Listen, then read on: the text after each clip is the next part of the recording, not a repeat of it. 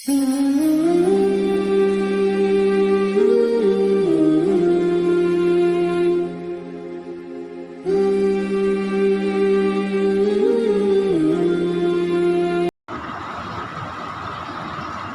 جائزہ لے سکتے ہیں اپنے اپنے دل کا، اپنی کیفیات کا، اپنی اپنی زندگی کے امور کا، اپنے اپنے معاملات کا اور اپنے اپنے طرز زندگی کا۔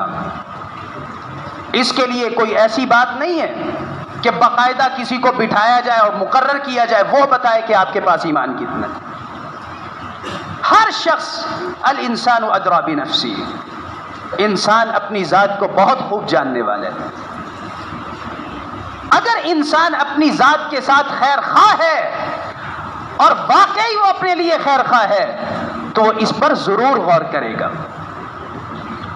اور پھر اس سے بڑی خیر کی بات کیا ہے کہ اگر کوئی اسے نشاندہی کر دے گا کہ فلاں جگہ پر آپ کے ایمان میں، عمل میں خرابی واقع ہو رہی ہے، خیر خواہی کے ساتھ، نصیحت کے ساتھ، تو وہ اسے اختیار کر لے گا اور قبول کر لے گا۔ اس پر ہٹ درمی اختیار نہیں کرے گا، ضد اختیار نہیں کرے گا، اور اس پر غضبناک نہیں ہوگا، غصہ نہیں کرے گا کہ آپ نے یہ نشاندہی کی ہے تو کیوں کی ہے۔ تو رسول اللہ صلی اللہ علیہ وسلم نے کچھ باتوں کی نشاندہی فرمائی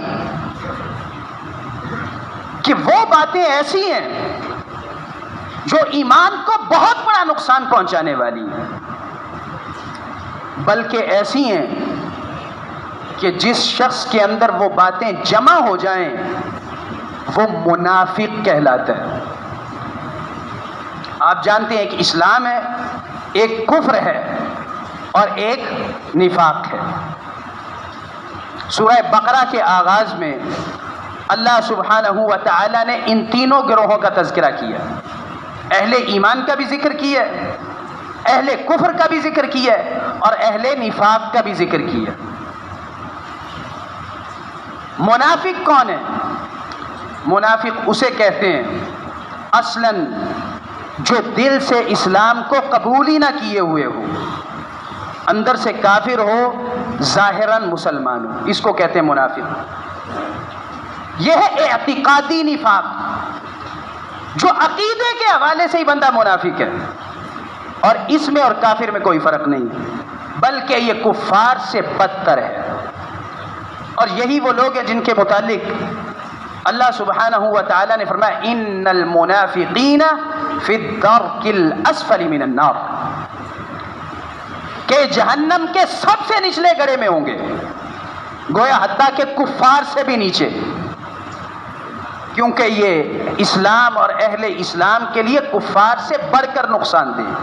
یہ اعتقادی نفاق ہے۔ نفاق کی ایک اور قسم ہے کہ بندہ ہوتا تو مسلمان ہے، دل سے بھی اس نے اسلام کو اختیار کیا ہوتا ہے، اسلام کو قبول کیا ہوتا ہے، لیکن اس کے عمل میں نفاق پایا جاتا ہے، عملی طور پر وہ منافق ہوتا ہے اور اس کے اندر صفات منافقین والی جمع ہوتی ہے۔ رسول اللہ صلی اللہ علیہ وسلم نے ان امور کی نشاندہی فرمائی، فرمایا آیت المنافق ثلاث، منافق کی 3 نشانیاں ہیں۔ یہ نشانیاں اللہ کے رسول نے کس لیے بتائیں صلی اللہ علیہ وسلم؟ اس لیے نہیں کہ خود کو چھوڑ کے دوسروں پر فتوے لگاتے پھرو، فلاں منافق ہے، فلاں منافق ہے، فلاں۔ ہر شخص کے لیے بیان کی ہیں جو جناب محمد الرسول اللہ صلی اللہ علیہ وسلم کا امتی ہے، کہ وہ اپنے ایمان کا جائزہ لیتا رہے، اس کو پرکھتا رہے اور اس کسوٹی پر جانچتا رہے، کہیں ایسا تو نہیں ہے کہ وہ خود کو مومن سمجھ رہا ہے حالانکہ وہ منافق بن چکا ہے۔ فرمایا آیت المنافق ثلاث، منافق کی 3 نشانیاں۔ اذا حدث کذب، جب بات کرتا ہے تو جھوٹ بولتا ہے۔ جب بات کرتا ہے تو جھوٹ بولتا ہے. وَإِذَا وَعَدَ أَخْلَفَ، اور جب وعدہ کرتا ہے تو وعدہ خلافی کرتا ہے. وَإِذَا اؤْتُمِنَ خَانَ، اور جب کوئی امانت اس کے سپرد کی جاتی اس میں خیانت کرتا ہے. یہ 3 نشانیاں رسول اللہ صلی اللہ علیہ وسلم نے فرمایا یہ منافق کی نشانی ہے. گویا کوئی شخص اگر خود کو جاننا چاہتا ہے تو ان 3 نشانیوں کو اپنے اندر دیکھے. اور ایک حدیث میں فرمایا 4 من کن فیہ کان منافقا خالصا. 4 باتیں ایسی ہیں کہ جس شخص کے اندر وہ 4 باتیں جمع ہو جائیں یہ خالص منافق ہے. خالص کا مطلب سمجھتے ہیں؟ جس میں ملاوٹ نہ ہو. گویا اس کے نفاق میں ایمان کی ملاوٹ بھی نہیں ہوئی. خالص منافق ہے. ومن كانت فيه شعبة منهن، اور جس شخص کے اندر ان 4 میں سے ایک ہے كانت فيه خصلة من النفاق، اس میں نفاق کی ایک خصلت ہے. جس میں 2 ہیں گویا نفاق کی 2 خصلتیں، جس میں 3 ہے گویا نفاق کی 3 خصلتیں. اذا حدث کذب، جب بات کرتا ہے تو جھوٹ بولتا ہے.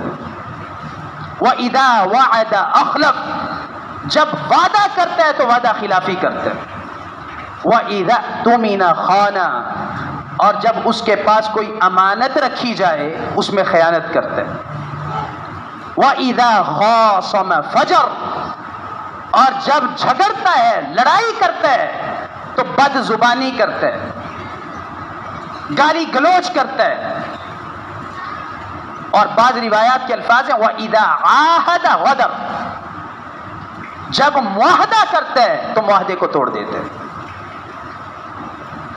تو رسول اللہ صلی اللہ علیہ وسلم کیا فرما رہے ہیں؟ من کن فیہ کان منافقا خالصا، جس شخص میں یہ جمع ہو جائے وہ خالص منافق ہے. ہم میں سے ہر شخص کو چاہیے کہ اپنے آپ کو دیکھے. بدقسمتی سے ایمان کی فکر اٹھتی جا رہی تیزی کے ساتھ. مال کی فکر ہے، جاہ و جلال کی فکر ہے، شہرت کی فکر ہے، کنبے قبیلے کی فکر ہے، دنیا کی ہر شے کی فکر ہے. اگر نہیں ہے تو ایمان کی نہیں ہے. ایک وقت ہوتا تھا کہ رسول اللہ صلی اللہ علیہ وسلم نے فرمایا تھا اس کے متعلق نزلت الامانۃ فی جذر قلوب الرجال، کہ امانت داری لوگوں کے دلوں کی جڑوں میں اتر گئی تھی.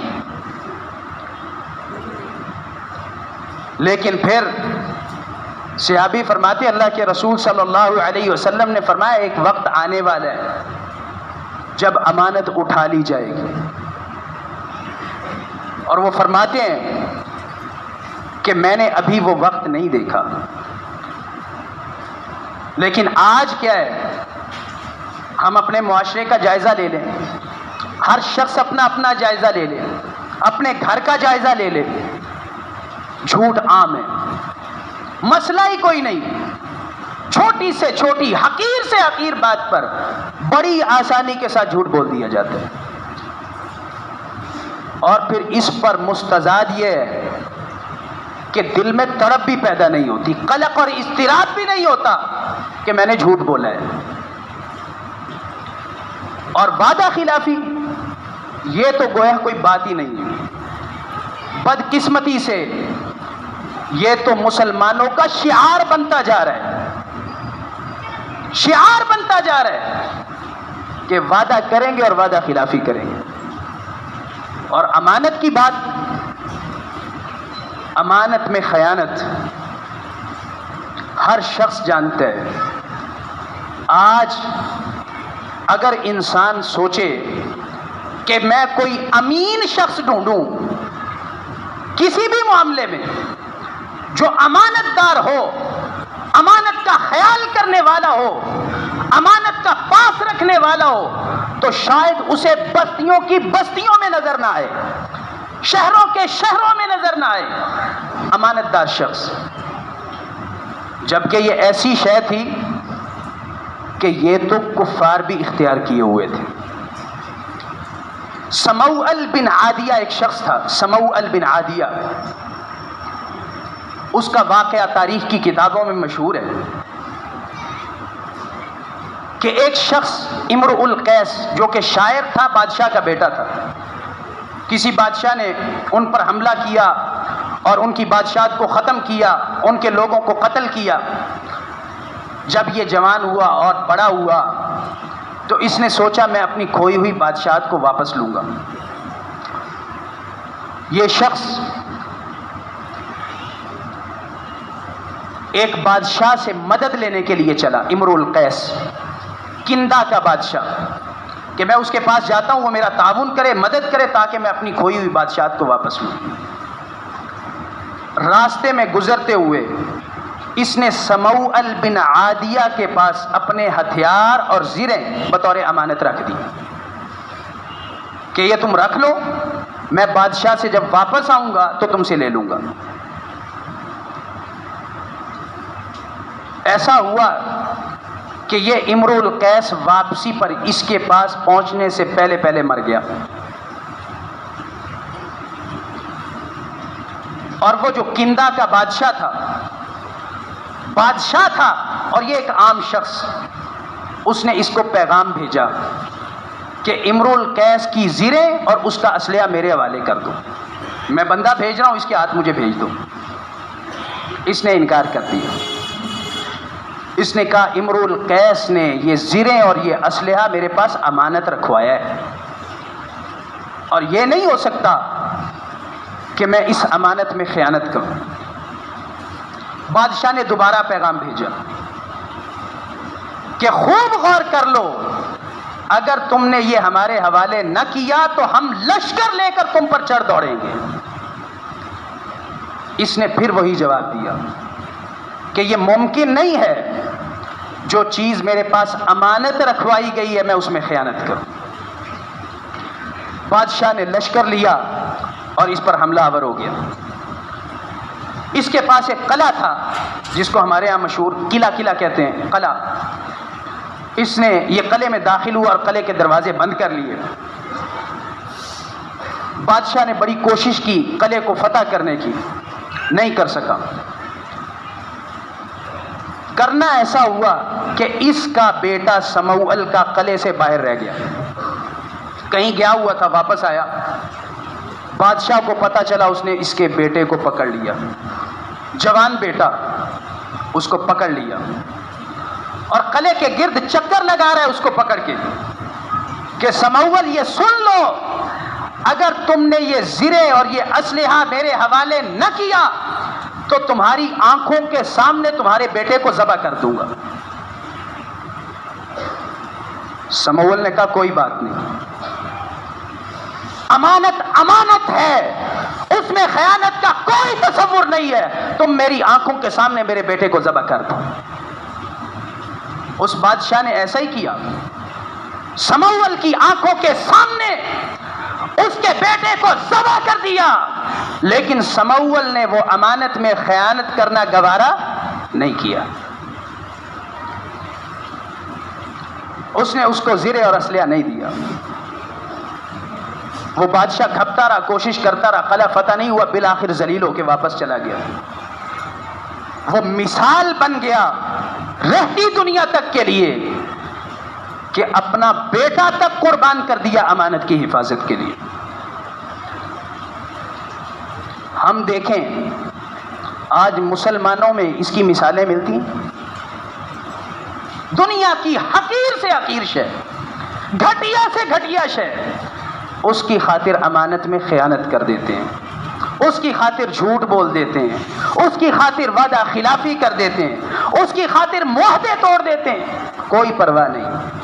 اور یہی وہ کیفیت ہے جس سے اللہ کے رسول صلی اللہ علیہ وسلم نے ڈرایا تھا۔ اللہ سبحانہ و تعالیٰ سے دعا ہے کہ اللہ سبحانہ و تعالیٰ ہمیں اپنے ایمان کی قدر و قیمت کو پہچاننے کی توفیق عطا فرمائے، اس کی حفاظت کرنے کی توفیق عطا فرمائے۔ وآخر دعوانا ان الحمد للہ رب العالمین۔